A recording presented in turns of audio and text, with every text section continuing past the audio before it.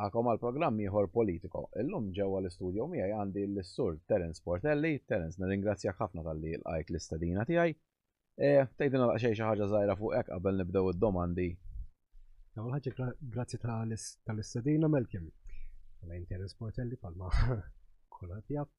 Min bniedem attiv, tista' tgħid inħobb l-arti marzjali, inħobb l-iskawt, inħobb il-mużika, inħobb in-natura u koll inħobb naħdem ir-raba.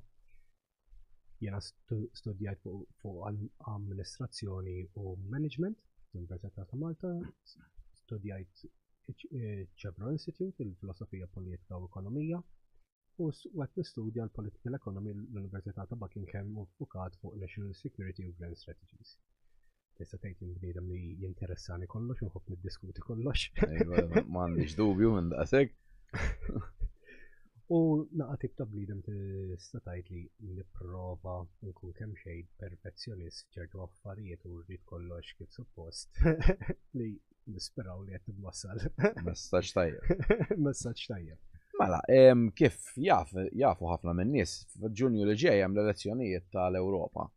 Jidher li ħatkun elezzjoni importanti għax jidher li hawn xi ċaqli daqsxejn mhux ħażin jisu mal-Ewropa kollha bej il-gwerra li hemm tal-Ukrajna u qed taffettwa ovvjament il-well-being tal-Ewropej, speċjalment pajjiżi kbar bħal Ġermanja u hekk. Issa inti ħireġ f'isem Imperium Ewropa. Għalfejn għażil dan il-partit u ma baċċu ddeċidejt bħal ħafna nies tmur ġo partit mill-kbar biex ovvjament issib it-triq mifruxa lesta. X'inhi Mela l-ewwel ħaġa jekk in-nies kull ma jridu jagħmlu jħarsu ftit madwarhom u jaraw attakk strateġiku minn kull imkien bl-istituzzjonijiet kol businesses b'kollox, kollu attakk kontra l-Ewropej. U għal-bidu ma kienx tidher daqshekk. U kull darba li kien jitkellem Norman kont ngħid m'għandu raġun u kont għadni tifel dak iż-żmien ma kontx nifhem fil-politika dak iż-żmien biex taxaq kont aħmar bħal nies normali biex niftehmu. Kollox tajjeb aħmar u l-blu ħażin. Eżatt. U dik ngħid imma l-fejn in-nies qed jiddekku bih qed jitkellem sew għandu raġun f'ħafna affarijiet u ovvjament tipo jekk inti tħares barra x'ġara l-Ingilterra, x'ġara l-Awstralja, x'ġara l-Amerika, l-Kanada, you name it. Tara kullimkien li kienet jgħid Norman kellu raġun. U iddeċidejt jiena li nibda naqra l-filosofija ta' Norman l-ewwel. Ovvjament għandek Credo, mbagħad għandek Imperium ta' Francis Bacchiocchi, u mbagħad jiġi Imperium ta' Norman, u mbagħad ikompli bil-klumpament tal-kodba bil-Socratic u bil-Jesus jispiċċa. U I fell in love with the ideology għax di fil-verità l-ideoloġija qed turi vera demokrazija b'mod loġiku b'mod san qiegħda turi kif ħalikbu biss għandek ideoloġija taf fejn ħatwassal l-Ewropej fil-500 sena li ġejjin. Illum il-ġurnata laqas nafu fejn ħammurru l-lejla. Aħseb wara ħadda. U aħseb wara sa 500 sena oħra. Li qegħdin nasqu, qegħdin ngħaddu liġijiet, policies, il-komuniżmu ta' qajjem rasu. U hemm bżonn li isma' jekk mhux ħanagħmlu xi ħaġa, se nerdu. Meta għandek kumpass bħal dak bħall-ideoloġija tagħna, ħadd ma jrid jaqraħħa joqgħod fuq xejdulu tal-medja, li ovvjament da kulħadd jaf li għandhom l-aġendi tagħhom. Però mbagħad meta taqra l-ideoloġija, you fall in love with it għalfejn għax inti tivvota l-politikant biex jirrappreżentak. Mhux x'ħattini b'xejn lili, le x'ħatagħmel għalija, x'ħatagħmel għall-pajjiż, x'ħatagħmel għall-komunità tiegħi. Il-Maltin u l-Awċin jiġu komunità waħda sewwa. Se jien ħireġ għall-MP għax jiena nħoss li bħal metlek l-Ewropej jiġu attakkati minn kull imkien minn kull bnadi u nħoss li hija l-uniku ideoloġija sa nħobb naqra filosofija u political philosophy u social constructs differenti, hija l-uniku waħda li tista' ssalvana lilna l-Ewropej u taqgħadna b'sense of belonging. U titfana fera ġdida li nemmen li wasal iż-żmien li iva hija idea grandjuża lilna u iva rid nirrappreżentaha. L-aħħar mill-aħħar ma kienx malġiex partiti, l-ewwel ħaġa jekk hemm ħarsu lejn il-PN li kieku għadu nazzjonaliżmu kif ġie ffundat ngħid paċenzja. Hemm xi ħadd li hemm xi ħadd qed jitkellem fuq in-nazzjonaliżmu l-interessi tan-nazzjon u tal-poplu Malti u għawċi.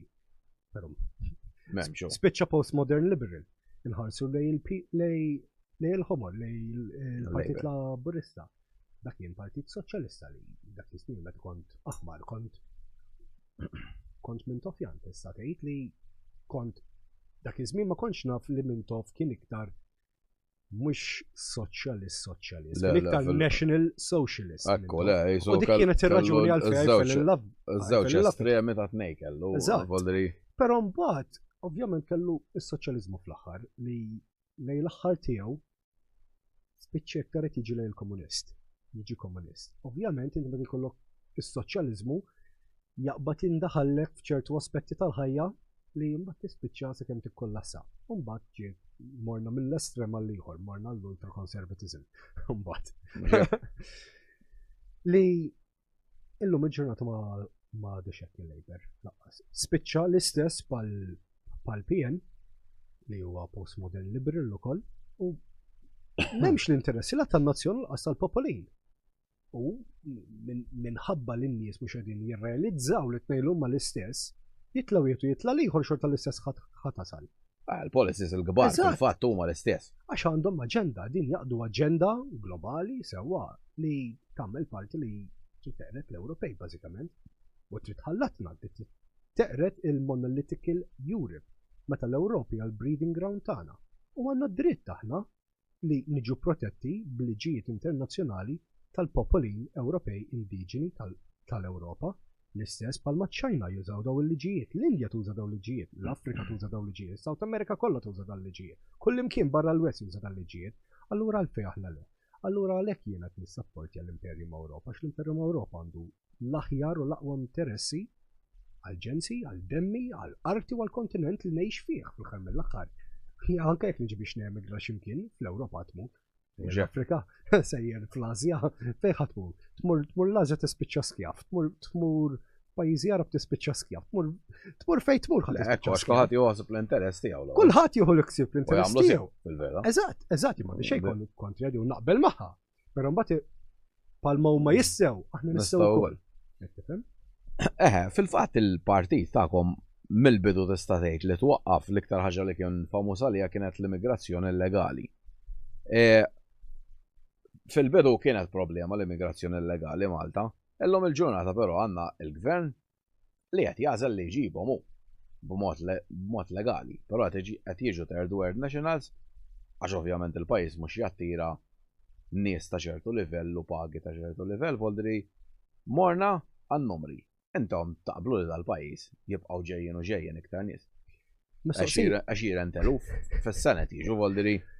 Ovvjament ma naqbdux magħha u l-problemi ħa nipprova nispjega ħilek b'iktar mod sempliċi biex jifhimni l-popolin ta' kif kollox jibbildja bħala chain event li għalfejn aħna dejjem tkellimna fuq l-immigrazzjoni kemm legali u kemm illegali minn kulturi u identitajiet mhux kompatibbli ma' tagħna. L-ewwel ħaġa aħna ngħixu f'sistema l-postmodern liberal system fej din tagħti priorità kbira lill-ekonomija globalista. Kollox bl-international laws, kollox għalihom jadoraw l-international laws, meta le, suppost national law supersedes kemm European u kif ukoll international law. Però mbagħad tara l-ipokrizija tagħhom daw in-nies mela fejn ħankellmek la Malti għax kazz napplikaw l-international laws. Però mbagħad fejn il-liġijiet internazzjonali li jipproteġu l-popoli indiġeni Ewropej dak ma japplikawx aħna rridu nitkissru sewwa. Issa din is-sistema hija artifiċjali minnha nnifisha din bdiet tista' tgħid tevolvi mill-1860s minn meta l-komunisti ħajġekjaw il-classical liberalism u bdew ħajġekjaw kull ħaġa li hemm madwarna, kif is-sigurtà, ovvjament. Issa dawn il-gvernijiet issa huma l-byproduct ta' xi ħaġa li nħolqot mill-1860s li ġiet official xi 50-60s. Daw il-gvernijiet x'jagħmlu issa? Għandhom ossessjoni bl-ekonomija u tkabbir tal-tawna l-feminizmu eżempju biex issa jibdew jintaxxaw flok parti mill-popolazzjoni adulta jieħdu l-popolazzjoni kollha adulta. Bojdir dik kienet l-idea kollha. Mhux vera drittijiet tan-nisa. Għax fl-aħħar mill-aħħar nistgħu naraw kif id-dritt tal-vera nisa mhux qed jiġi onorat, mhux qed jiġi mhux qed ikollhom xejn ta' benefiċċju minn din filosofija. U qed jindunaw ġejna taħdem nej. Li jintużaw bħala scapegoats. Issa daw il-gvernijiet x'jagħmlu? Daw il-gvernijiet joħolqulek problema biex dil problema toħloq ċertu riżultati ħalli minn daw ir-riżultati inti l-ewwel wieħed ħadd titolbu dit tip ta' problema mela ma jimpurtax ħa noħolqu din liġi. U minn dik il-liġi issa mela hemm bżonn ċertu businesses mela ġew saħħet is-supply chain tal-qorti għax ħadilna xi ħaġa mill-libertà. Minn hemmhekk imbagħad jibdew jinħolqu daw il-businesses li mingħajr dil problema tal-businesses m'għandniex bżonnhom fil-verità. Daw il-businesses għandu skuża l-gvern biex jipprint iktar flus u jimmanipola s-supply tal-flus li għaw fl-idej. Parti kbira mill-inflation li għandna palissa purament minħabba fek. Jipprintjaw il-flus qabel ma ġew ġenerati mill-ekonomija u ovvjament il-valur tal-monita ħajaqalek. Ħajitkissillek. U kif qed jiġri. Li imbagħad x'jagħmlu joħolqulek prodotti u servizzi kif inħolqu l-businesses li sinti ġejt bżonnhom ta' bil-fors. Mela lilek iktar tinnaqqallek mill-possibilità li tfaddal. L-istess ħaġa li nkomplu biha di il-mod artifiċjali tal-ekonomija li jridu mbagħad bekk ġabu l-immigranti eżempju li mhux kompatibbli kulturalment u identikalment magħna għal xiex. Għax issa ħadd mur tibkilu l-gvern biex jissorveljak. Il-gvern moħħu biss biex jikkontrolla l-massa dak biss għandhom f'moħħhom huma ma jridux libertajiet fil-verità control of the mass. U kif tista' teħudhom l-mass? Billi ġelhom lilhom lill-poplu jibkilek għal protezzjoni ħalli inti mbagħad tkun tista' tinvesti f'daw is-setturi li issa nħolqu toħloq prodotti u servizzi bla sens li mhux bżonn jużi. U l-isbaħ ħaġa qed timmanipola d-domanda tal-prodotti kollha u s-supply ta' kollox. U hekk inti għandek il-kulħadd ikkontrollat u hemm loophole ta' skaviment. Inti jekk qed nifhmek sew inti jew intom tixtiequ li prattikament inbidel is-sistema radikalment.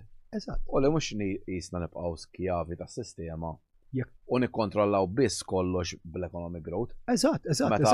Fil-verità di issa mmorru qudiem ukoll fiha l-economic growth li għandu dal-pajjiż li hija 4-5%. Top jaxir ma tismaħħa, però hekk qed tikber 4% u l-popolazzjoni qed iżżida b'10%. Fil-verità l-average tan-nies ħin kollu nieżel. U tinsi xoħra li da pal metlek, da hemm kollox chain events. Eżempju, daw l-immigranti kemm legali u kemm illegali minn kulturi u identitajiet mhux kompatibbli ma' tagħna. U kan femek x'inhu l-ħsieb loġiku, razzjonali u il-ħsieb tagħna minn ħafna lentijiet differenti li kulħadd kemm int razzist meta l-kelma razzist inħolqot minn Lenin biex jattakka l-Slavi, il-Bolċeviki jattakkaw l-Slavi għax ma jridux jaddottaw il-filosofija tal-komuniżmu. Allora kien jgħidilhom razzisti.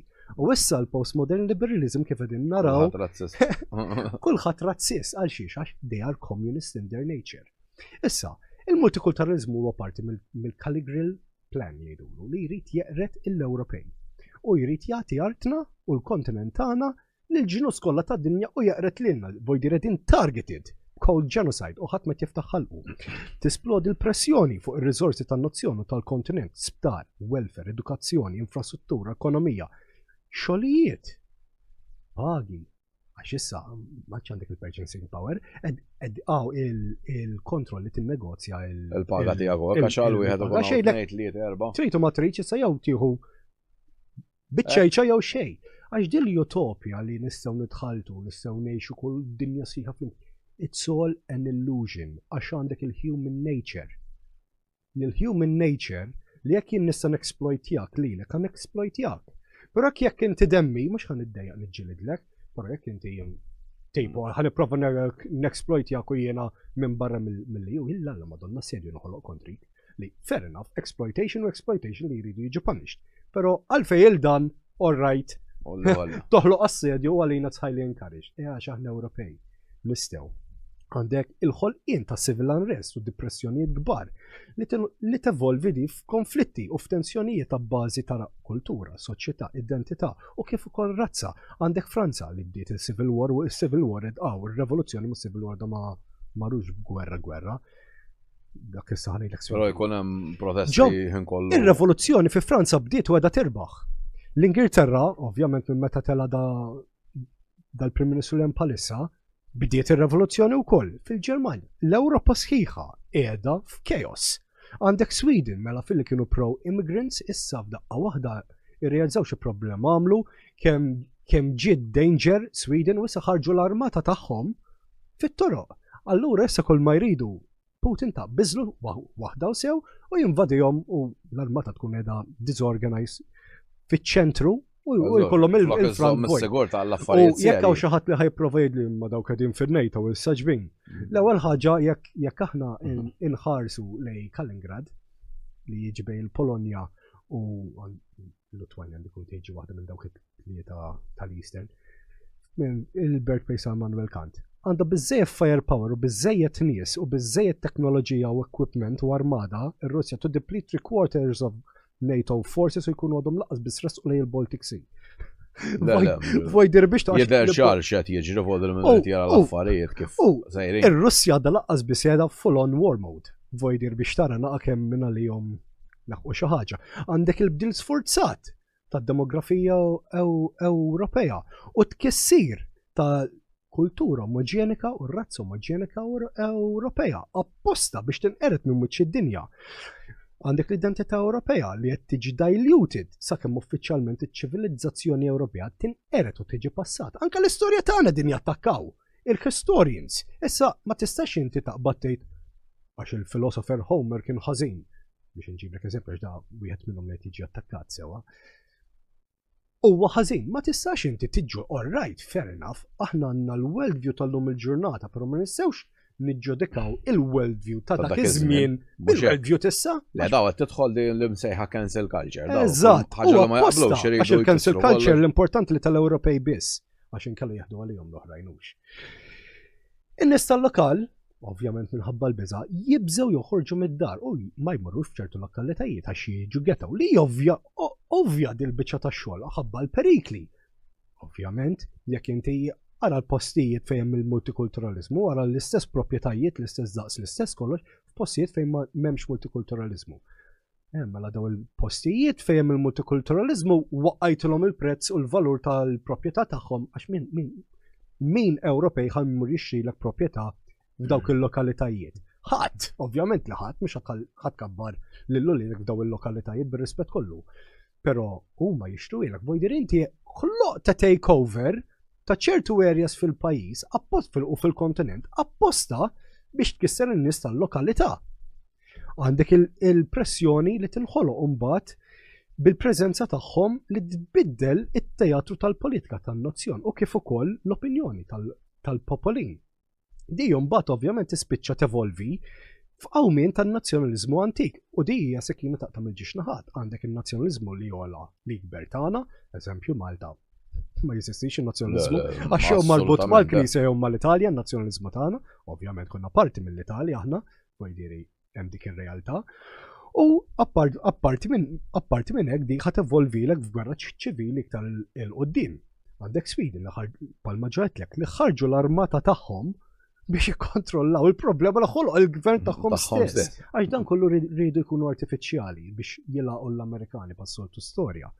Għandek gwerra maħluqa apposta mill daw il-komunisti stess kontra l-wirt storiku u kulturali tagħna. Però mbagħad insaħħu l-wirt storiku u l-kulturi tal-invaduri li hawn jgħixu fostna f'pajjiżna, però tagħna nkissruh biex inkunu iktar ma tafx inti. Mhux tolleranti. Eżatt.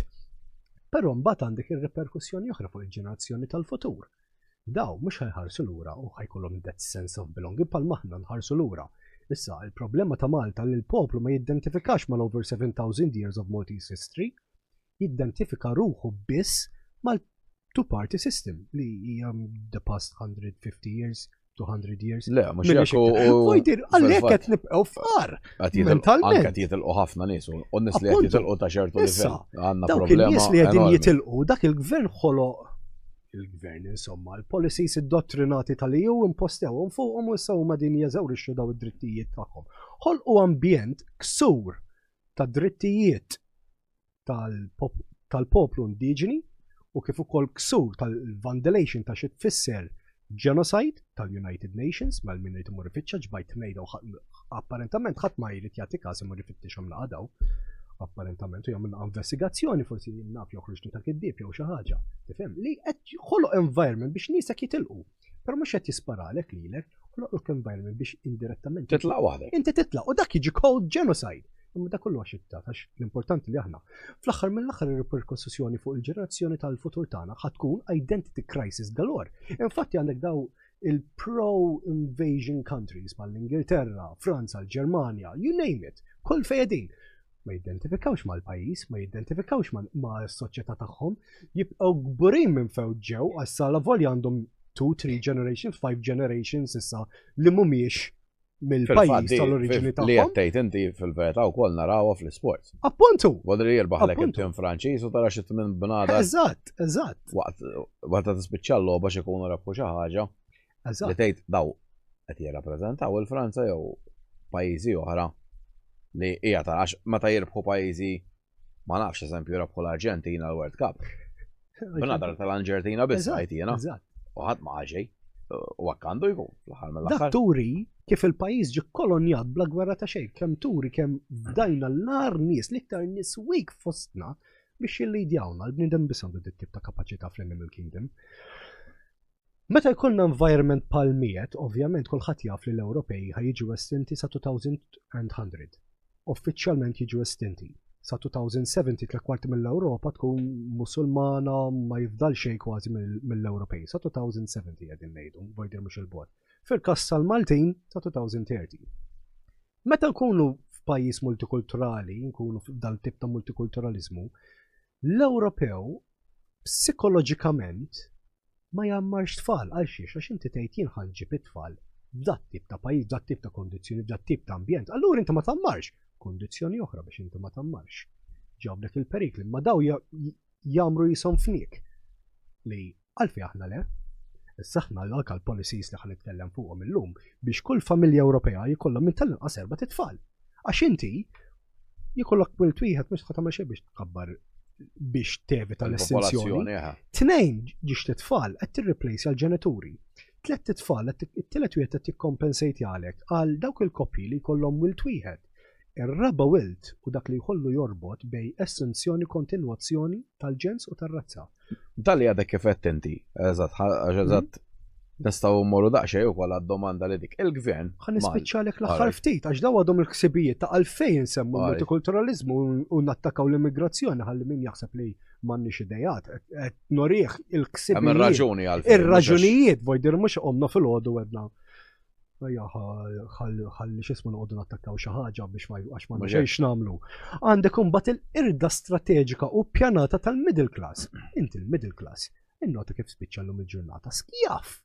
Laqas u kapaċi jfaddalek minn tal-inqas 20% mill-ġiex pagi. Imma jaħdmu l-mara u r-raġel. Kważi ma jarawx il-xuxin, jekk għandhom xorti forsi jaraw 4 sigħat, 5 sigħat fil-għaxija lil-xuxin u dawk l-4 sigħat 5 li jridu għattawk trid tagħmel l-ikel, trid tnaddaf, trid tagħmel homeworks ma' tfal. Kollox vojderi ġabhom skjavi tal-lupu u qed jindunaw dawn in-nies. U ma tistax tfaddal. Jekk kellek 10,000 euro mfadla u ilhom snin hemmhekk tlift ruxma ta' flus fil-purchasing power tagħhom dan kollox qed jattakka l-middle class. It-kissir tal-pagi u pożizzjoni deċenti għan-nies tal-lokal għal xi issa kollox bit-cheap labor. Bir-rispett kollu ta' jkollok master degree u jiġu jtuk pagi redikoli taħt 30,000 minn ta' xettejt. Anzi, tuk 30. Imma jkollok master degree tgħid tal-inqas għandek tieħu ċertu livell ta' paga. Imma x'ġara issa peress li kollox bit-cheap labor dak tindawru kollox diġitali, minu kapaċi jaqla lira bideħ, kapaċi jaħdem bisnajja. Ġabuh useless. U dawn huma l-iktar nies li jissapportjaw dawn ġiex partiti. Għax mbagħad dik li ngħid imma dawn nies ignoranti x'inhuma. Ngħid qed jaqridlek kif tista' ssir nies, qed jaqridlek kif tista' tkabbar il-kapital, qed jaqridlek kif tista' tola social economic ladder. Eridulek u qed tibqa' tadurah baħnan. Ma erħila. Għandek il-irda tal-futur tan-nies tal-lokal fartum fil-kontinent tagħhom. M'għandniex Malta m'hawnx futur. Jekk għandek 30 sena bħal m'għandi jinsew wieħed hawnhekk hawn Malta qed tinħela. Purament qed tinħela għax qed tinħela. Dik mhux għax inti m'intix kapaċi, għax trid tikkompeti u trid tiġġieled għal pagi u pożizzjonijiet ma' cheap labor. Inti ma tistax fl-aħħar mill-aħħar mill-ġiex pagi trid tħallas il-kontijiet, ix-xiri tax-xahar, kollox, loans, kollox. Però huma jgħixu lek għax huma għandhom community mentality, aħna għandna individual mentality. Għalhekk ġejna weak aħna l-Ewropej għax imponew dal-individualizmu kollu. Huma komunità jgħixu lek iktar minn 5 nies ġo appartament li letteralment tkun tobba, allura daw. Ara, iċ-ċoċċata ta' cheap label li din jaqalaw daw l-exploitation li ovvjament ma naqbilx magħha. Ħajkollhom iktar fidejhom fl-aħħar tax-xahar milli ħajkollhom Maltin. Għax fil-verità Voldri, inti eżempju il-Gvern Malti qed iġi 40,000 ruħ hawnhekk fis-sena. Eżatt. On average. Issa, inti l-ewwel semmej tajjeb daw qed iġibu l-iskużi li għandna bżonnhom biex inkabru l-ekonomija biex iħallsunna l-pensjonijiet. Niftakru dik il-famuża frażi. Kif ħajħallsunna l-pensjonijiet daw? Meta b'40,000 ruħ fis-sena qegħdin nagħmlu deficit aħna enormi kull sena rġajna. Voldri, il-problema ħajkomplu jikbru għax hekk qabel tagħti pensjonijiet u toffri servizz tas-saħħa għal 100,000 ruħ, illum tittoffrihom għal 200,000. U within the few next years daw meta daw jqelbu għal pensjoni. Inta għekket li free speech, u ħankalmek bi-free speech, da kullu bullshit minn mentalità tal-iktar nies weak li aħna leġġejna tajnijom id-dritt fil-parlament li ovvjament għandek 20 membru tal-parlament li ma votajnilhomx. Fil-kas ta' Malta ma dikerħila għax l-importanti l-gwaljanza l-verti komas. U dak palma qal tajjeb Tajsidius. Is-soċjetà li tissepara l-ħassiba tagħha mill-ġellida tagħha se jkollok sibijiet tagħha jisiru mill-cowards u l-ġlied jisir mill-liblaħ. Waħda mill-affarijiet li aħna nattakkaw l-immigrazzjoni kemm legali u kemm illegali hija purament għax qed jitkissru l-standards tagħna. Apposta qegħdin jitkissru biex niġu skjavi, kontrollati. U inti jiġi jgħidlek li mhux ħajkollu flus għall-pensjoni. Jagħmel xi ħaġa biex ikabbar il-birth rate. Issa tsemmilek il-policies tagħna aħna. Kif ħankabru il-birth rate, kif ħannamlu ċert li kull persuna ħajkun jaffordi kull koppja ħatkun taffordja 4 titfal. Imma dawn ma jagħmilhomx daw il-policies għax huma jridu fast economic growth, ma jridux tibridja lilek għax jaqblilhom iġibu nies over 18 li lesti biex jaħdmu mal-ewwel kontribwixxu. Jiġi franka 20 sena huma. Qed tifhem? Imma din ma jsemmux ukoll. Il-gvern jrid jagħmel tabbassa, jrid jindaħal f'kull ħaġa u aspett tal-ħajja. Però ħadd ma jiġi jsemmi l-infiq bla sens biex il-gvern jikber. Il-gvern li jikber qed tissaħħaħ inti l-komuniżmu qed jolli rasu fliju kollha inti għalhekk. Fl-MP li ġejjin ħajjieħdu over l-ultranationalist il-Parlament ta' Brussell kellhom meeting in the past 3 days. Il-lemin kollu tal-Ewropa. Ovvjament uħut minnhom li jkunu jistgħu jitraviljaw iktar fasa xi tmos in a short notice. Ġod tiġi stabbilita Nova Ewropa u sanna l-pajjiżi Nordiċi ħajġu wkoll li jekk hemm bżonn Melkin.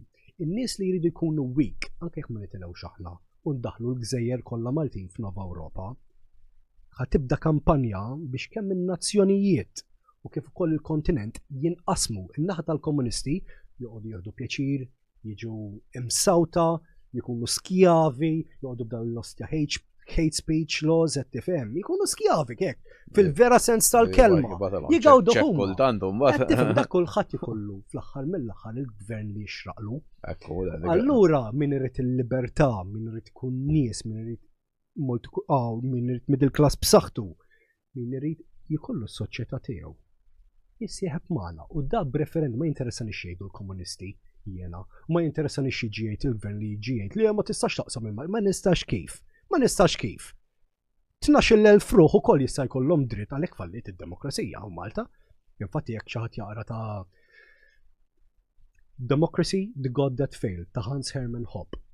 U jurija biċ-ċardi, għandek nies li jgħidulek le ma rridx nivvota mhux ħan nivvota jien, allura x'tagħmel? Orrajt intom mhux ħadd tivvotaw, grupp mhux ħadd tivvota.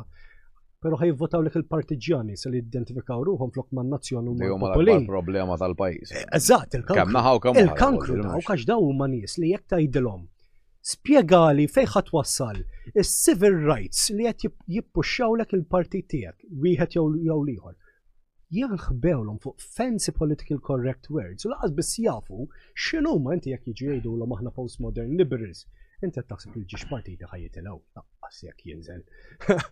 U jekk jkollhom it-trasparenza. Fil-fatt tifhimni da hemm video minn ngħid ta' barra minn ta' Helena Dalli qed titkellem ma' xi ħadd ieħor fl-Ewropa di qed tgħid li tnejn poplu Malti u għax dak injuranti u vvotaw naħna żajnilhom dil-kelma flok dil-kelma u daw jibqgħu iċafxbula Voldri. Mhux għalhekk, mhux għalhekk. Hemm ngħajjarhom ġaħan u xorta jgħidulu grazzi Voldraw. U dak kollu grazzi għad-deterjorazzjoni li ġabet tan-national unity il-multikulturalizmu. Il-multikulturalizmu minn kulturi identitet mhux kompatibbli ma' tagħna kisret il-valuri nazzjonali tagħna, il-ħarsin dinji tagħna. Allura ma nistgħux aħna nħarsu l-interessi tagħna x'issa, l-interess tiegħi nifsi qed inħares jiena għax hekk ġabuna għax dak qaret joqgħod jitħanżer u dawk jitħanżer ma aħna tħanżerna qajjin ukoll. Il-problema flok insolvuha din iktar inkabruha għal xiex għax purament minħabba the failure of the postmodern liberal democracy li għandek nies li ma jifhmux fil-ħara u jridu jgħidu xi ħaġa. Jridu jgħidu basta jkunu qalu xi ħaġa fuq is-suġġett, basta jkunu jgħidu li dik hate speech based on what hate speech. U kif qed tiddefinixxi what is hate speech? Jien mill-lenti tiegħi li jgħidu daw il-komunisti għalija hate speech. Li ngħid jiena għalihom hate speech. Allura biex tara kemm it's all about social control. Immerħilu għax fl-aħħar mill-aħħar nerġa' nirrepetiha. Kulħadd ikollu l-gvern li jkun vota għalih u ħad deċiżjoni għaliha pajjiż li suppostu demokratiku fl-aħħar mill-aħħar. Issa fil-preżent bħalissa ġewwa l-Ewropa il-pajjiżi membri għaw qishom ma nafx anke Malta da Voldri flok id-deċiżjonijiet neħduhom aħna fl-interess nazzjonali. Jaraw x'jgħidu Brussels u kulħadd donnu hemmhekk rubber stamp il-gvernijiet tagħna u ta' ħafna pajjiżi Ewropej jaqbdu jiffirmaw ejwa nagħmlu hekk. Anke jekk ma jkunux jaqblu x'jien nintaqa' kemm naħaw kemm oħra. Ma naqblux magħha ma nistgħux nagħmlu mod ieħor li naqblu ma li qalulna. Intom ħadd tkunu verament differenti għax ġieda differenti li nsemgħu wkoll qabel elezzjoni. Eżatt. Anke l-partiti wieħed mill-ieħor. U anke jien ħammexxi bħal Mintop u jien ħammexxi bħal Giorgio Borch Olivier. Fil-verità ma ġara xejn minnhom da assolutament għax jien nemmen li kieku għadhom ħajjin magħna daw. Li kieku żgur jaqsmu l-partiti għax. U apparti hekk li kieku żgur li djaw minu vera jħobb il-pajjiżu l-ġensu f'gwerra ċivili. U ovvjament within 1 hour f'gwerra ċivili Malta ta' il-gvern jaqa' vojdir biex tara. Ovvjament li aħna ma naqblux ma dan, aħna naqblu ma' Ewropa indipendenti tar-reġjunijiet organika. Dawn ovvjament li jgħidu li aħna nkunu differenti, dawn ma kollha għaddejja servili ta' New World Order li jridu jiġu kontrollati mill-Amerika. Mbagħad għandek ħanajdilhom ħalla Maltija r-Ruffjani l-oħra jridu jkunu kontrollati jew miċ-Ċina jew mir-Russja. Imma l-Iberek ħadd ma jitkellem biex l-Ewropa tiġi indipendenti. Indipendenti minn kulħadd. U aħna dik li ħanamlu, aħna dak l-iskop tagħna, aħna qegħdin niġġieldu għall-immortalità apparti biex insalvaw il-ġensna u l-pajjiżna. Irridu mhux il-ġenerazzjoni tistax daw, it's pointless. Il-ġenerazzjoni tal-futur li tippremjana bl-immortalità. Darba fis-sena jiġu jiftakru l-memorja tagħna dawk li salvawna bil-monumenti. Darba fis-sena jkun hemm ċertu partiti li ovvjament ħajevolvu iktar partiti li jiġu jitfawlek il-fjuri fuq il-monumenti tiegħek jgħidu 3 diskorsijiet xi ħaġa fuq il-monumenti tiegħek. Nies taħseb inti li wħud minn dawn se jkollhom dil-grazzja da żgur li le. U ovvjament ħadd ma jirrealizza li l-Ewropa hija kolonjata bil-policies. Fej jitlu policies hija kontrollata mill-Amerikani. L-Amerikani huma kontrollati mill-global elitists. Issa mbagħad fejn jidħol geoeconomics ħalli żgur nkunu għal kubtejna u skjavi u naduraw il-master sana, ikkontrollati miċ-Ċina. Il-ostja perfetti din. Jew perfetti din.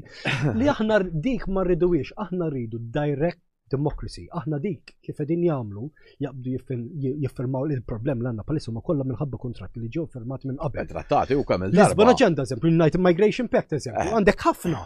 U dak naħna nikkonsidrawh bħala abuse of power li aħna rridu direct democracy. Aħna bekk ħansaħħu il-reġjunijiet, ħansaħħu il-villaġġi għax inti għandek reġjun, però il-reġjun jista' jkun kompromessat minn jkun magħmul minn xi 4 villaġġi differenti.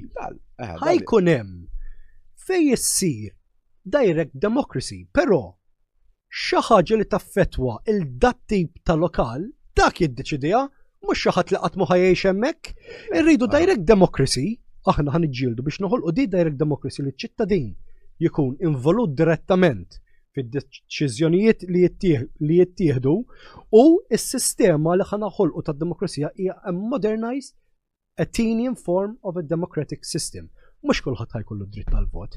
Jekk inti ma tifhimx fil-governanza, ma tifhimx x'jista' joffri l-gvern u x'inhu l-funzjoni as-such tal-gvern, m'intx ħajkollok id-dritt tivvota. Għalhekk ħanoħolqu kampanja u assedju fuq l-edukazzjoni għax aħna rridu kulħadd li jivvota, ovvjament. Irridu vera demokrazija, irridu id-dejat ta' kulħadd, irridu nisimgħuhom kollha. Ħalli naraw which is the best ideas. Inti biex immorru fera ġdida għandna bżonn niddibatjaw l-idejat tiegħek li ma naqbilx magħhom u l-idejat tiegħek li inti ma taqbilx magħhom. Hemmhekk jinħolqu idejat ġodda, ħsibijiet ġodda, ways ġodda, teknoloġija u innovazzjonijiet ġodda. Stepping stones biex titfa' il-ġens u l-pajjiż fera tar-renaissance ġdida. U ħanibbażaw kollox fuq meritokrazija. Ma jistax ikun inti li tkun naf politikant u tmur għal-mod tal-kelma ħanivvinti sa sewwa. Tmur fuq istituzzjoni A, però inti l-kwalifiki tiegħek huma fuq istituzzjoni B.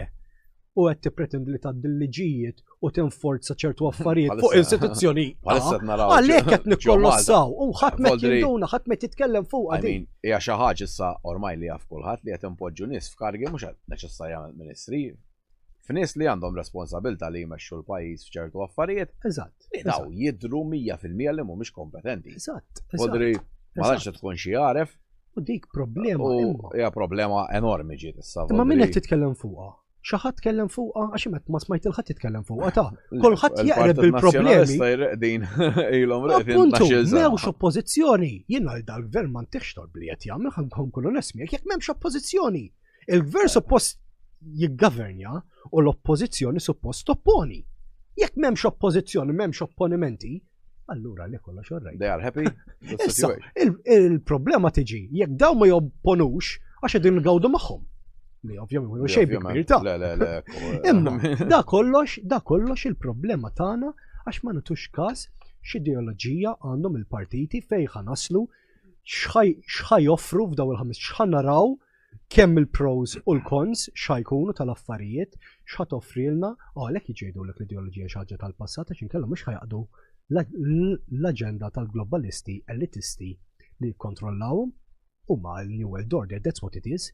Li we own nothing and we'll be happy about it, u aħna nkunu skjavi. Li irdu r-razza Ewropea huwa purament minħabba fek.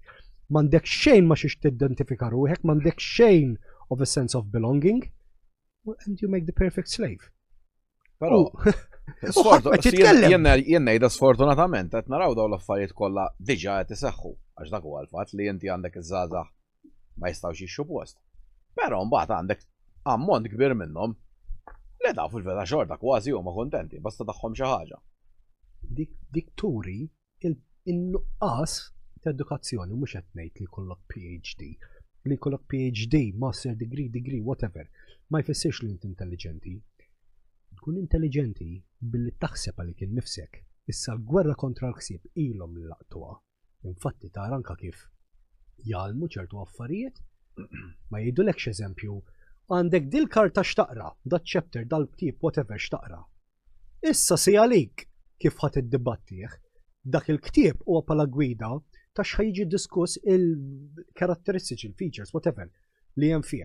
Issa inti jekk inti jintajtek jien naf ktieb, karta, whatever, chapter, li huwa mill-lenti soċjalista, it's up to you jekk inti tħoss li inti nazzjonalist u forsi tittaqra kodba minn philosophers, thinkers, nazzjonalisti li jopponu dal-istess ksib biex inti tiddibattih u toħloq idea ġodda. Dan nuqqas inti jekk għandek inti di waħda mill-affarijiet għalfejn ħanoħolqu gwerra kontra l-ignoranza u biex nedukaw il-poplu. Meta inti għandek le mhux biex jibda jaħseb biss, hemm ħafna affarijiet għandek il-kultura, s-soċjetà, ħafna affarijiet li japplikaw ma l-edukazzjoni. L-importanza tal-edukazzjoni edha hekk fejn tidħol soċjetà. Meta għandek poplu li mhuwiex edukat u mhuwiex kompetenti li tiġibu ignorant huwa l-iktar poplu faċli biex tikkontrolla. Jekk għandek poplu li huwa edukat u jaħseb għalih innifsu ma jħallix il-politikant li mhux kwalifikat fuq dak li qed jgħid jikkontrolla l-ksib tiegħu, hemmhekk ħajkollok vera libertajiet. U mhux ħajkollok kontrolli.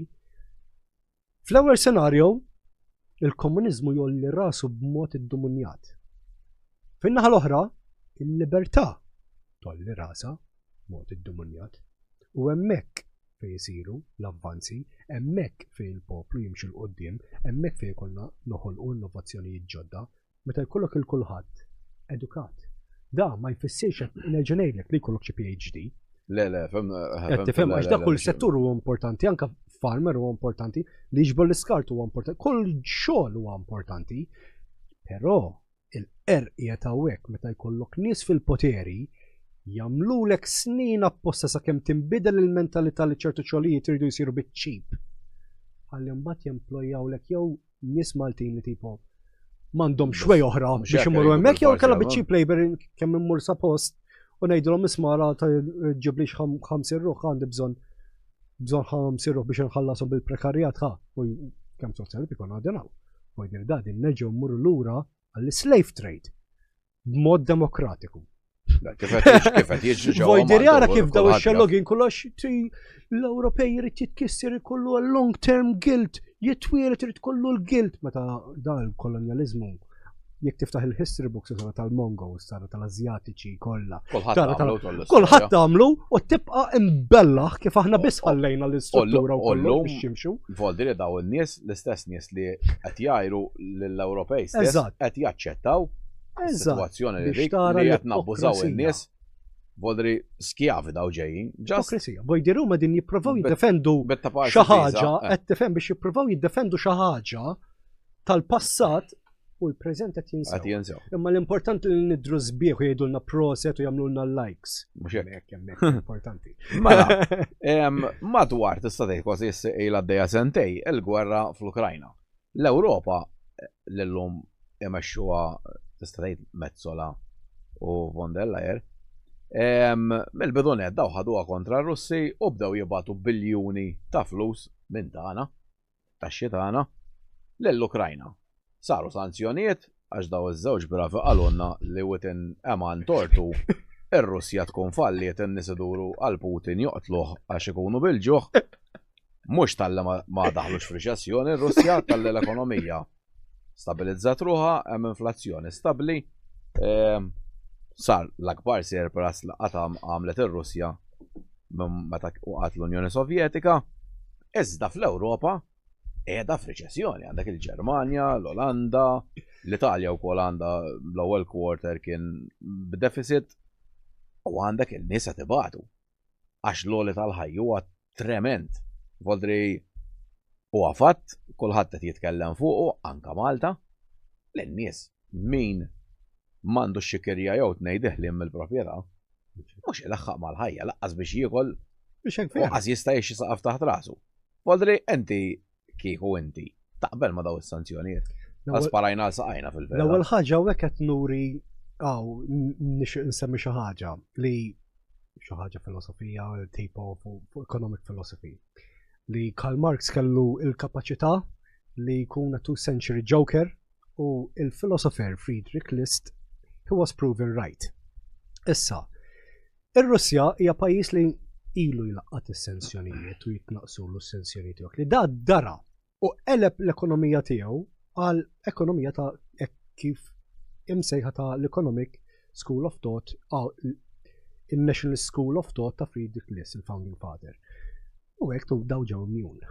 Mhux jekk le daw m'hemmx tagħmel London. Apparti jekk daw jekk tara l-high-end aircraft tagħhom l-SU-57 biex insemmilek teknoloġija waħda. Xaba laqqat upgrades minn meta bdiet il-gwerra sissa li l-F-35 sa' NATO li jadduraw u jagħmlu ġabu skart. skarġabu. Vojder daw jiridu jippaċċu għax komunisti.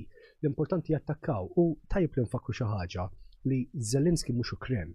Zelensky huwa minn dak il-grupp li huma l-masters ta' dawn il-politiċi li kontrollaw l-Ewropa kif ukoll l-Amerikani. Allura ma importax li nitkissru aħna. L-importanti li qegħdin jimutu iktar Ewropej, Slavi u Ukreni, u l-importanti li l-Ewropa tispiċċa żarmata bejt waħda qudiem u li waħda wara biex kif jiddeċiedu huma li l-BRICS Alliance jaqbdu u jinvaduna għandhom nies minn ġewwa lesti biex ibiċċruna. U ovvjament m'għandek xalmata biex tiddefendi. Ma tistax tipproduċi ammunitions, laqas ammunition biżżejjed to survive a 7-day defensive war. Laqqas għandek biex jekk jaqalek aircraft tipproteġih għax kull ma tittamli ċajna orrejt għamiltu sanzjonijiet ħanamlilkom is-sanzjoni fuq l-REE.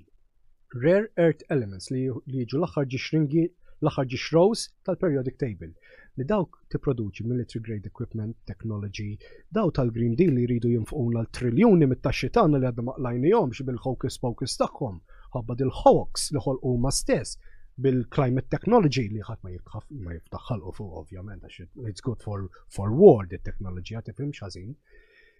Ħadd ma jitkellem fuq għadi, issa aħna il-moment li niġu eletti huwa dak il-moment li ħanwaqfu dil-gwerra bejn l-aħwa. Però l-Bolċeviki huma ħajkunu involuti u laqqas iż-Żjonisti huma ħajkunu involuti li din hija gwerra minn tagħhom. Jekk taqbad inti titraċċa minn sponsorja mill-French Revolution. Sissa, Madonna dejjem l-istess nies u kombinazzjoni dejjem tinbidel dik innaqa l-istorja mbagħad qed tifhem. Li nissuġġerixxi jiena n-nies jaqbdu mill-French Revolution sissa, jaraw il-gwerer kollha u jaraw min iffinanzjahom, min sponsorjahom. What were the root causes ta' kif inqalgħu għal xi xiġġieldu għax dejjem l-iskop kien deplete the European population. Issa, apparti hekk, aħna nemmnu li s-sanzjonijiet huma ma jkissrux gvernijiet, ma jkissru l-popolini. U dat diskors għettu kemm il-darba jiena li ma naqbilx ma l-ebda forma ta' sanzjoni, economic war, għalhekk aħna rridu Ewropa indipendenti. Jekk l-Amerika trid tattakka r-Russja, tmuri! Jibbatu nisa, mux jibbatu aħna biex dan kollu għal xiex, għax aħna nipretendu li għanna nkunu nibbażaw is-sigurta fuq l-Amerika. U tibbaża s-sigurta fuq l-Amerika, meta l-Amerika jekk titlef Taiwan titlef it-technological advancement l-għanda bbażatu it-technological advancement taħħabba l-globalization f'pajjiż li huwa diffiċli biex tiddefendih f'Taiwan. Bir-rispett kollu. Jekk tinvadi Taiwan, iċ-Ċajna biss għandha John Navy issa biex tinvadi mill-Alaska, the most undefended territory tal-Amerika, vuol dire il-breach minn hemmhekk ħajkun. L-Amerika tittażi li ħadd tiddefendi t-territorju tagħha jew is-South Asia. Għandek l-Indja issa li hija geopolitical player tal-bliħ bħalissa. Bħalissa. L-anka jien kont sorpriż daw li jagħmlu l-istrateġija li użaw qed nalpala strateġikament qed jien nikkompetu bħala terms of strategy għandek iċ-China number 1 u l-Indja da number 2. Il-West jaħseb li huwa the great strategist li issa telef kollox ħabba li juta dak kollox li ħoloqu lilhom. Issa qed jibnew. Apparti hekk aħna kemm niġu invaded mir-Russja nerġa' ngħid ħlaqas għandna biex niddefendu lilna nnifusna 7-day war. Wajdir inti taħseb li l-Amerika li America doesn't have permanent friends, nor allies, nor enemies, only interests. Taħseb inti li kif taqa' jattakkaw Taiwan u tinvadi ir-Russja mill-eastern flank tagħna u l-invaders li għaw f'nofsna jirribellaw jduru kontrina. Taħseb li ħadd tiġi tiddefendina l-Amerika. L-ewwel l-interessi tagħha huma fuq Taiwan. Taqa' l-Ewropa mhux problema liha. U hawnhekk naraw kif huwa importanti li jkollna direct democracy, huwa importanti li l-popolin ikun jaf x'qed jiġi ffirmat għax daw il-problemi kollha bdew kombinazzjoni. Jekk wieħed jaqra l-Lisbon Agenda li jinfaqna 3.2 million milux issa spiża hekk ġad biex ngħidu kuru tal-integration. U f'dak il-kontratt hemm kif tlifna il-geoeconomic, geostrategic, infrastructural assets u kif ġejna dipendenti fuq l-Amerika, fuq ir-Russja u fuq iċ-Ċina. U ovvjament ġejna dependenti fuq il-labor supply tal-Indja u tal-third country nationals kollha. Fuq dirjar kif ġejna kif ottu kif Alla jridna. U forsi tajjeb ukoll ngħidu qabel kull trattat li jiġi firmat ġewwa l-Ewropa iqumu gruppi jew partiti żgħar. U fil-verità daw jgħidu lin-nies x'ikun ħajġri. U jien għadni niftakar wieħed minn data l-immigration li konna firmajna. Kemm il-partiti żgħar fosthom anke intom. U bil-Malti qed tiffirma kważi dokument biex inti tinqeret. Ta' parsi ddiskutaw satej fil-Parlament lieta u ħafna kliem sabiħ u li nqogħdu attenti u dik iffirmaw jgħaddulek 10 snin. Waħda minnhom eżempju, aħna dejjem ngergru aħna u Taljani għax ngħidu aħna l-ewwel port allura nibilgħuhom aħna. Imma da, in-nies ma da aħna ffirmajna liħ. Imma, Volderi jiena di waħda mill-policies tiegħi li kif nitilgħu eletti u ħanissibhom ma' Nova Ewropa, kull tip ta' kontratt jista' jkun tal-World Health Organization li jrid ibih il-pajjiż. Jista' jkun kif ukoll anke d-dejn nazzjonali li qed jagħmel apposta bil-ħdura biex ovvjament imbagħad jimponu digital currency għax ovvjament inti għalhekk qed Londra dawk il-flus kollha l-Ewropa u parsi għall-iktar pajjiż korrott fid-dinja l-Ukrajna li l-oppożizzjoni ma nafx x'inhu l-opinjoni tagħha x'arrestati qegħdin u daw jirid imma insomma l-artifiċjalità tal-komunisti s-soltu storja tikkollassa pas-soltu storja. Issa dawn it-trattati għalhekk ħanitfawlhom il-politikant trid tkun bil-lix aħna l-bosses tal-politikanti, jekk ngħidulhom ma rridux, jew iwaqgħu dak il-kontratt, jew ma jiffirmawx jew nkella hemm bżonn nitlu għalihom. Inti għalhekk jgħidu l-protesta paċifika, għal xiex il-protesta paċifika fawlek il-polizija hemmhekk, jarmaw il-polizija u mhux ħajħablu għajnu l-polizija jtukxa serħila lill-polizija. Laqas għandhom il-gvernijiet bid-djun qegħdin laqas għandhom għall-pensjonijiet tal-polizija vojdu jridu jużawhom bħala scapegoats. Qed tifhem biex iduru kontrina, imma l-importanti li taf inti difandi police, difandi armi, mbagħad u nispiċċaw kif Alla jridna bħal-medin bidlu li rridu aħna għax aħna l-employers tagħhom. Ma di ma jagħmluwiex jgħidulek paċifika li għax kollox bil-paċi. Għax jekk inti tkun paċifiku, jistgħu tuk fuq wiċċek itħaq baħnan, itħaq daqq oħra baħnan. U jekk kull kontent l-unika pajjiż li donnu nara jien li jsiru protesti kbar fl-Ewropa huwa Franza. Franza donnu ma jifqu. Għax huma pro Franza kollox. Franza. Trid tifhem ħaġa Franza. Franza is the birthplace of liberty tista' tgħid. Issa rħila li kif ġiet implementata u kollox kien hemm massive lies wara jgħad tifhem. Jew massive lies. Però Franza huwa pajjiż li anke r-rivoluzzjoni li hemm bħalissa kontra l-immigranti illegali huwa by-product ta' snin twal ta' open border u invasion fi Franza. Li issa n-nies qegħdin huma din jħossuha issa l-problema. Issa imma l-inqas għandhom il-guts u għandhom biex jqumu għandhom il-guts. Malta tnejlek submissivi kif Alla jridhom. Anka l-jon jinżaw. Kullim kien qam u mhux Franza biss qam, għandek l-Ingilterra qam u għandek fid-Daċ qam għax ovvjament insiex li global elitists għadin jippruvaw joħolqu global food shortages. Saġin fl-Ukrajina eżempju nies Zelensky għadin jixtru agricultural land għallissa mbagħad tkun dipendenti inti fuqhom jekk trid tiekol, jekk trid il-nutrienti tal-agrikoltura. Vojdiri, ara kif qegħdin niġu kontrollati jisnaħħa. Min qruna qegħdin jaqbduna jikkontrollaw. U kulħadd jisu xejn mhu xejn. Le jekk ma jafux x'inhu jiġri fil-veda. Imma l-importanti li jfirħu bil.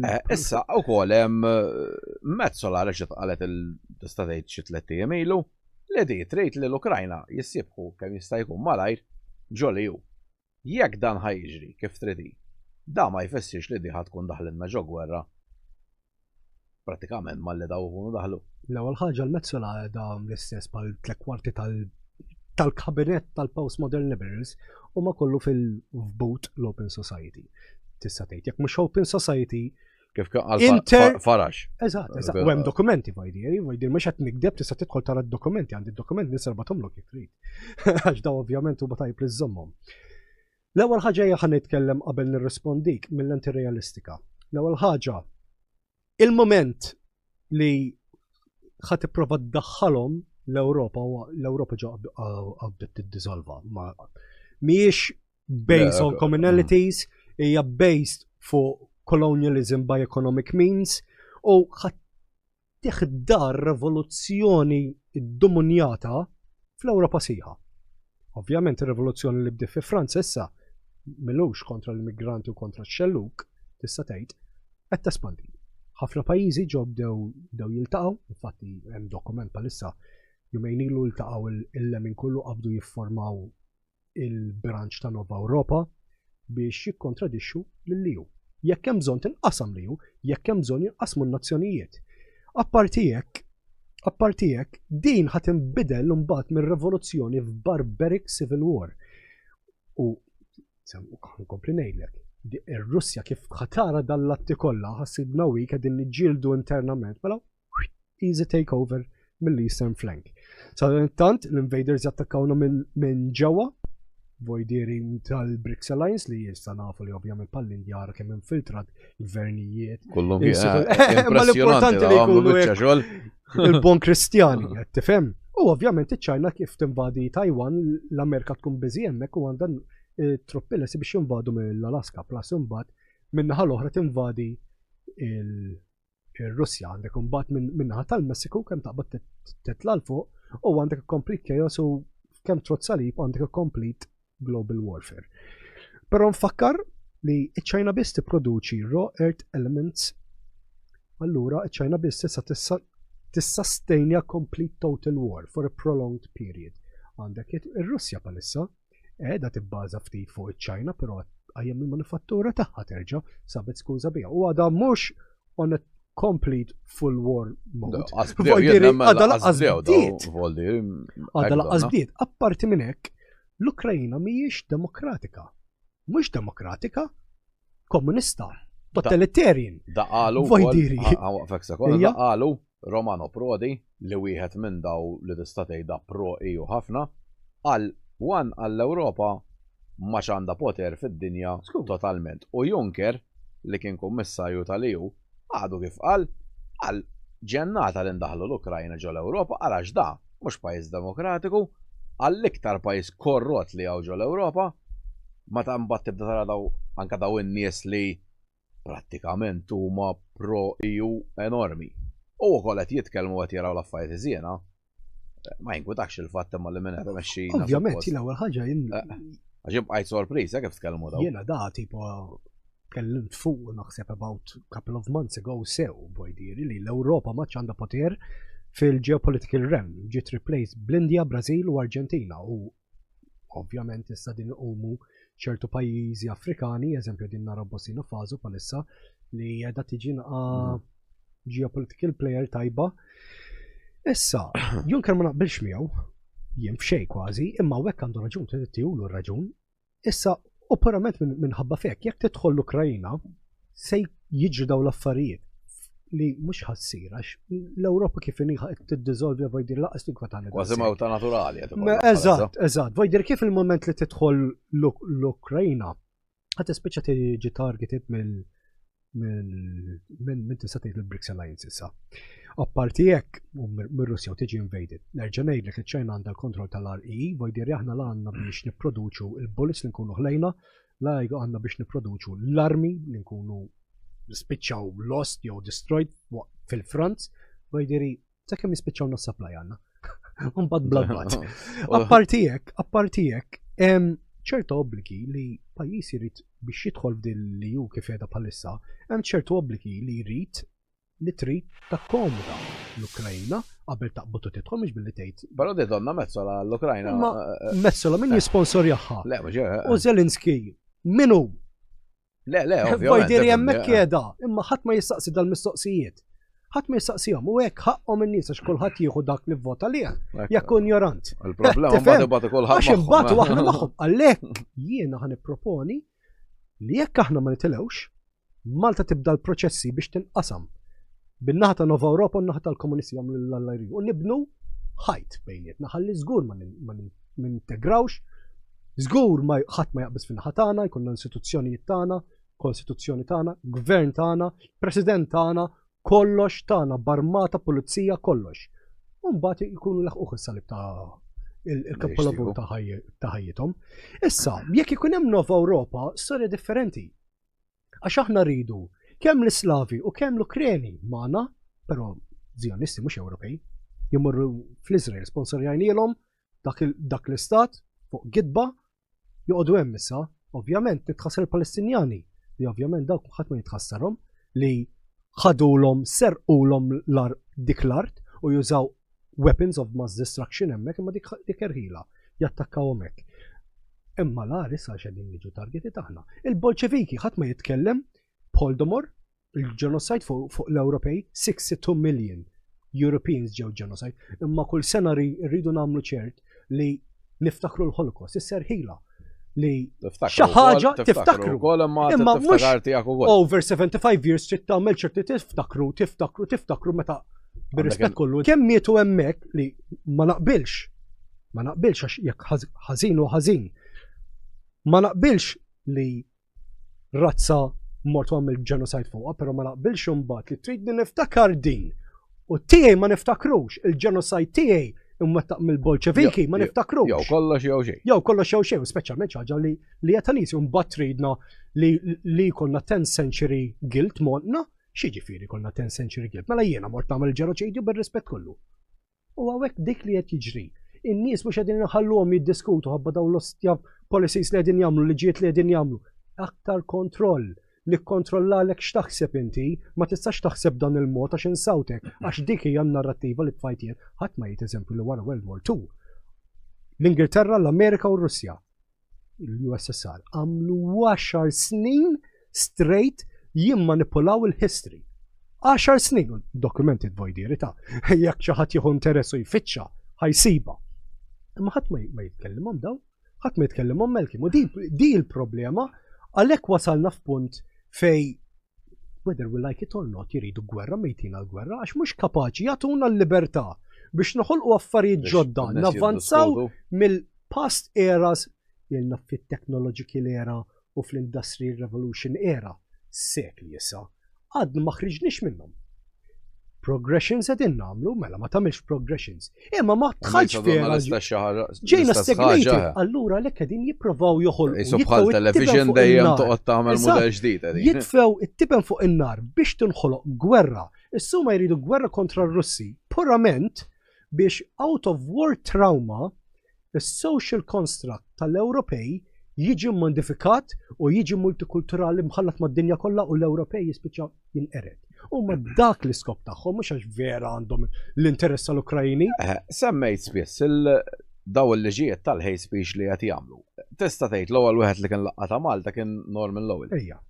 U għadna niftakar dakinhar meta wara ftit kien tkellem għal illum għal blajta jiena għal min qed jifraħ matul is-snin ħajibda jiblaħħu. Għadda żmien u fil-verità qed naraw x'qed jiġri. Voldri għandek nies li jekk jitkellmu fuq is-sesswalità qed jiġu mrasqin il-qorti, nies oħra ftit ilu reċenti kellna persuna weħel 10,000 euro multa għax ix-xerja da ċajta. Fil-fema tiegħi ċajta bad taste, imma ċajta fl-aħħar mill-aħħar ġo grupp ta' ċajt waħlu 10,000 da.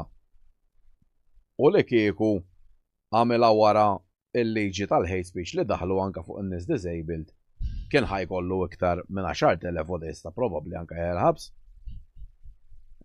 Issa ukoll donnu li però rajt ċertu artikli mill-medja jemmena li mhux minn għalija żgur waħed minnhom il-Love in Malta kien hemm xi atturi wkoll tkellmu għal ma jistax ikun dal-pajjiż għal nibqgħu sejrin fuq kull ħaġa li nitkellmu xi ħadd jieħu għalih. Jirrapporta l-pulizija jtellgħu il-qorti ta' 10,000 suspended sentence u dal-affarijiet.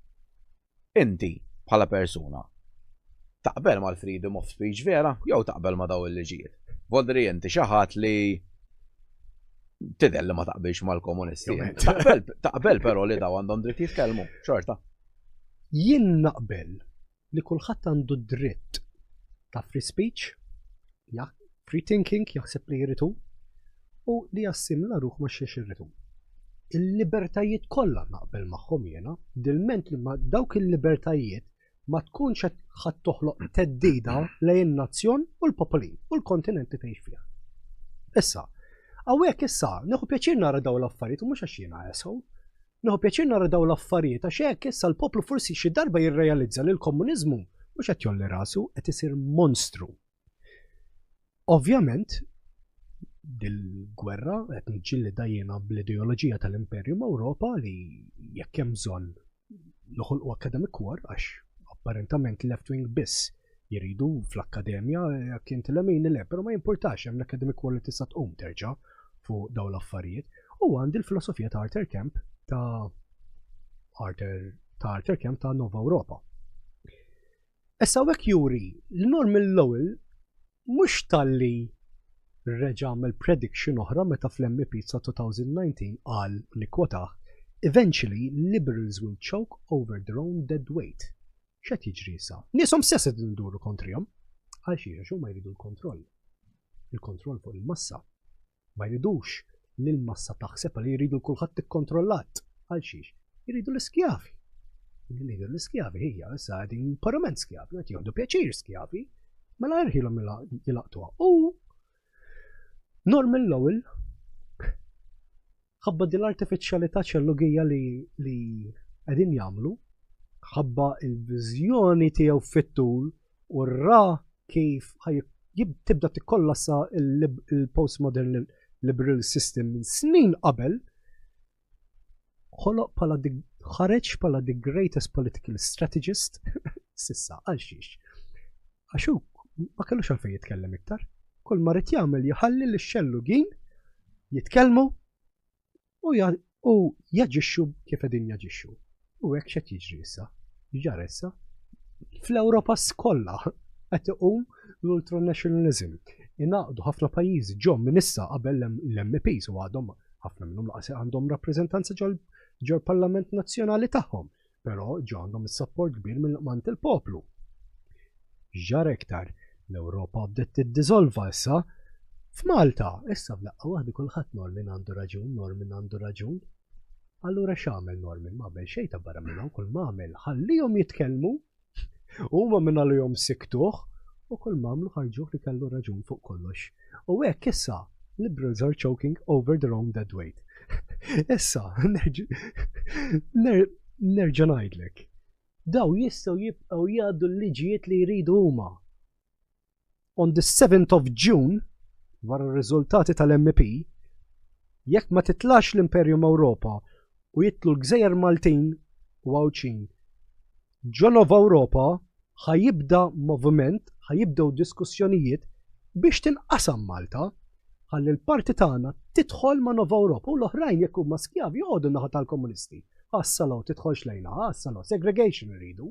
X'jiġifieri nitħallat miegħek jiena tagħmel id-deċiżjonijiet u nibbilgħu jien miegħek mal inti qed taħseb mill-lenti ta' xkupa. U tippretendi li għandi jien ninżel mażra monqi biex inkunu ugwali, ma tarax.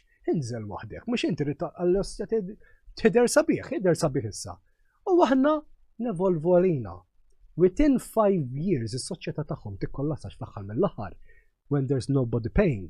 Kollox jibda jkollassalhom u kif qed jiġri palissa. Allura aħna nieħdu l-producers, il-vera producers. Noħolqu l-munita tagħna, bank tagħna, kollox tagħna nerġa' ngħidlek tal-poplu. Għax kif imbagħad tagħmel is-segregation bej money, meta tnejt money jkun backed by precious metals, u state. Issa l-istat ma jistax joqgħod jilagħba tal-galantom flusi. Issa jekk kienet inti ċertu taxxi jrid jinfuqhom bil-fors.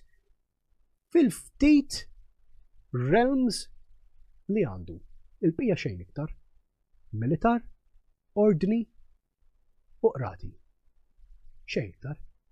X'namlu fil-privatizza tagħna mhux biċċa tiegħek, x'namlu bi flusna mhux biċċa tiegħu. Kollox libertà rridu, ma naqblux ma' ħadi tal-hate speech għax nerġa' ngħidlek it's all an artificial lie.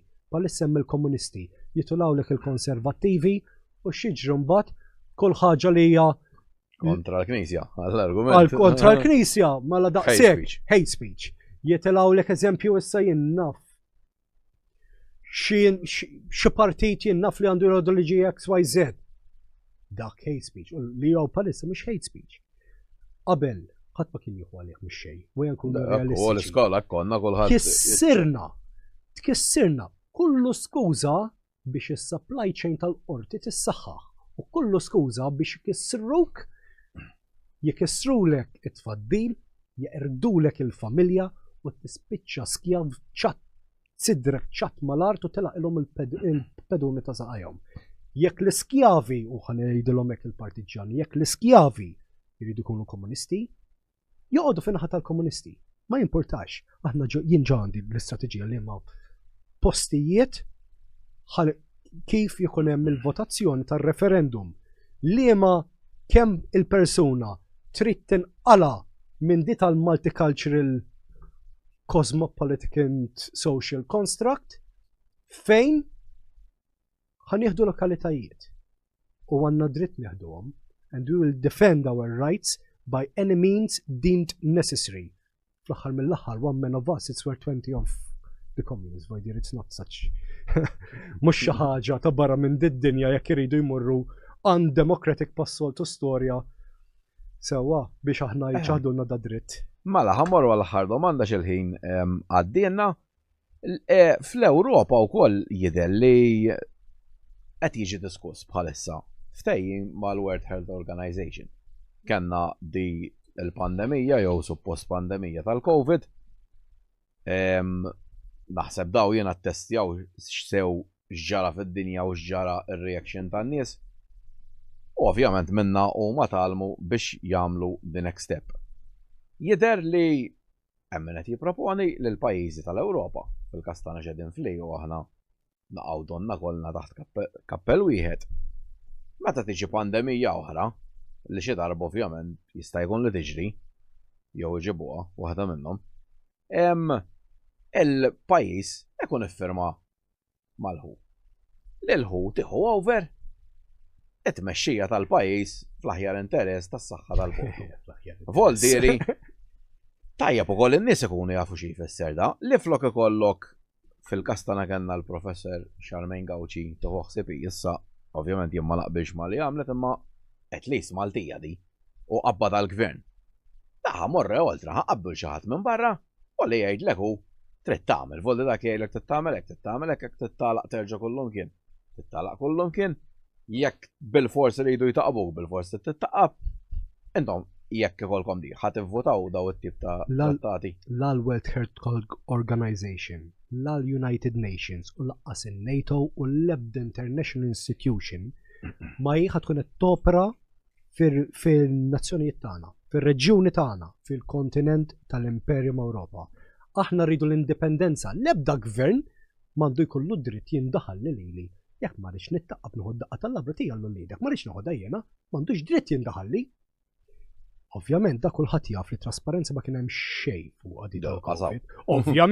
Ovvjament. Però f'każ ejja ngħidu ġiet il-pesta li l-lum il-ġurnata b'One Euro tixtri l-pilmla u tfiq minnha. Mejja ngħidu ġiet marda vera kbira. Il-gvern ħajkun b'dover li juri stampa ċara ta' x'qed jiġri. Jagħtu informazzjoni lill-poplu ta' x'qed jiġri, x'ista jiġri u kif ħadd affettwahom di. Però in the end of the day, xorta tibqa' id-deċiżjoni tal-individu li jażel jekk jaċċettax li jieħu l-kura jew le. Issa jekk jiena ma rridx nieħu l-vaccine ta' jinnaf ta' XYZ. Għal xiex għandek tiġi inti u tgħidu x'trid toħodha x'trid nħabba fija. Ma jimpurtax ħodha inti. U jekk hemm bżonn nerġa' ngħidlek Melkim. Ħajinqasam il-pajjiż vojdieri dawk igawdu mbagħad pad-digital currency, World Health Organization, Lisbon Agenda, United Migration Pact u l-50 bibja ta' kontratt li ġew firmati b'abbuż ta' poter minn wara dar il-poplu jigawdu minnaħa tagħhom imbagħad naħa tal-komuniżmu. Aħna mhux ħannonorawhom u l-ebda kontratt li jmur kontra l-interessi u s-sigurtà tan-nazzjon, tal-popolin u tal-kontinent tagħna. Vojdieri dik tista' sserraħ rasek minnha. We will challenge them all by any means deemed necessary.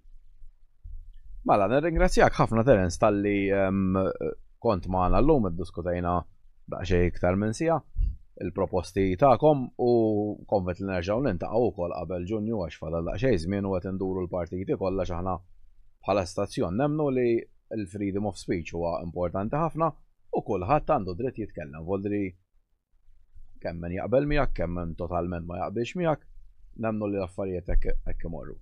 Grazzi ħafna. Nirringrazzja t-telespettaturi tal-li kienu magħna llejla u nħeġġixkom biex il-ġimgħa diħa terġgħu tkunu magħna. Grazzi ħafna.